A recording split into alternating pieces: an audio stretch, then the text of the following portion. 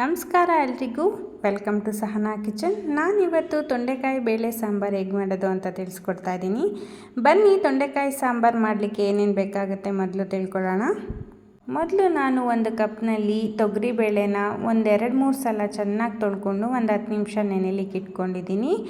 ನಂತರ ಒಂದು medium size ಈರುಳ್ಳಿನ 3 ಭಾಗಗಳನ್ನಾಗಿ ಮಾಡ್ಕೊಂಡಿದ್ದೀನಿ. ಮೊದಲ ಅರ್ಧ ಭಾಗನ ರುಬ್ಲಿಕ್ಕೆ, ಅದ್ರ ಜೊತೆಗೆ ಒಂದು 3-4 ಎಸಳು ಬೆಳ್ಳುಳ್ಳಿ, ಸ್ವಲ್ಪ ತೆಂಗಿನಕಾಯಿನ ತೊಗೊಂಡಿದ್ದೀನಿ. ನಂತರ ಇನ್ನು 1/4 ಭಾಗ ಈರುಳ್ಳಿನ ಒಗ್ಗರಣೆಗೆ ಯೂಸ್ ಮಾಡ್ತಿದ್ದೀನಿ. ಅದ್ರ ಜೊತೆಗೆ ಒಂದು 5-6 ಎಸಳು ಬೆಳ್ಳುಳ್ಳಿ, 1-2 ಒಣಮೆಣ್ಸಿನ್ಕಾಯಿ ಮತ್ತು ಒಂದು 7-8 ಕರಿಬೇವು ತೊಗೊಂಡಿದ್ದೀನಿ. ನೆಕ್ಸ್ಟ್ ನಾನು ತೊಂಡೆಕಾಯಿನ ನೀಟಾಗಿ ತೊಳ್ಕೊಂಡು ಮಧ್ಯಭಾಗಕ್ಕೆ ಕಟ್ ಮಾಡಿ ಇಟ್ಕೊಂಡಿದ್ದೀನಿ. ಬೇಳೆ ಜೊತೆ ಕೂಗಿಸ್ಲಿಕ್ಕೆ ಮಿಕ್ಕಿದ 1/4 ಭಾಗದಷ್ಟು ಈರುಳ್ಳಿ, ಟೊಮೊಟೊನ ತೊಗೊಂಡಿದ್ದೀನಿ. ಟೊಮೊಟೊ ಹಾಕದೇ ಇದ್ರೂ ಕೂಡ ನಡೆಯುತ್ತೆ, ಅಥವಾ ಸಣ್ಣದಾದರೆ ಟೊಮೊಟೊನ ತೊಗೊಬೇಕಾಗತ್ತೆ. ಯಾಕಂದರೆ ತೊಂಡೆಕಾಯಲ್ಲಿ ಹುಳಿ ಅಂಶ ಜಾಸ್ತಿ ಇರೋದ್ರಿಂದ ಟೊಮೊಟೊ ಹಾಕದೇ ಇದ್ರೂ ಕೂಡ ನಡೆಯುತ್ತೆ.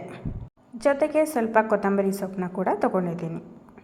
ಕುಕ್ಕರ್ಗೆ ಬೇಳೆ, ಈರುಳ್ಳಿ, ಟೊಮೊಟೊ, ತೊಂಡೆಕಾಯಿ ಜೊತೆಗೆ ಚಿಟಿಕೆ ಅರಿಶಿನ ಹಾಕಿ 1 ಟೇಬಲ್ ಸ್ಪೂನ್ ಎಣ್ಣೆ ಹಾಕಿ ಒಂದು ದೊಡ್ಡ ಗ್ಲಾಸಲ್ಲಿ ನೀರು ಹಾಕಿ ಒಂದು 3 ವಿಷಲ್ ಕೂಗಿಸ್ಕೋಬೇಕಾಗತ್ತೆ. ನೋಡಿ ಎಷ್ಟು ಚೆಂದ ಬಂದಿದೆ. ಈಗ ಖಾರನ ರುಬ್ಕೊಳ್ಳೋಣ. ಕಾಯಿ, ಬೆಳ್ಳುಳ್ಳಿ, ಈರುಳ್ಳಿ, 1-2 ಸ್ಪೂನ್ ಸಾಂಬಾರು ಪೌಡರ್ ಹಾಕಿ ನುಣ್ಣಿಗೆ ರುಬ್ಕೊಳ್ಳೋಣ. ನೋಡಿ, ಇಷ್ಟು ನುಣ್ಣಿಗಾದರೆ ಸಾಕಾಗತ್ತೆ.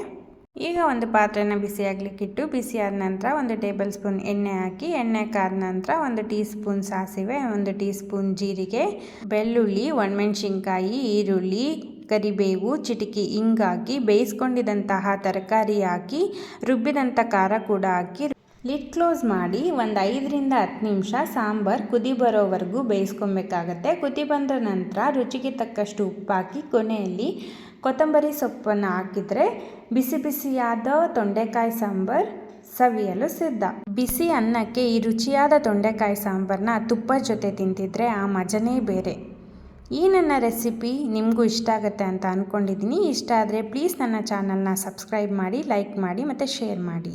Thank you.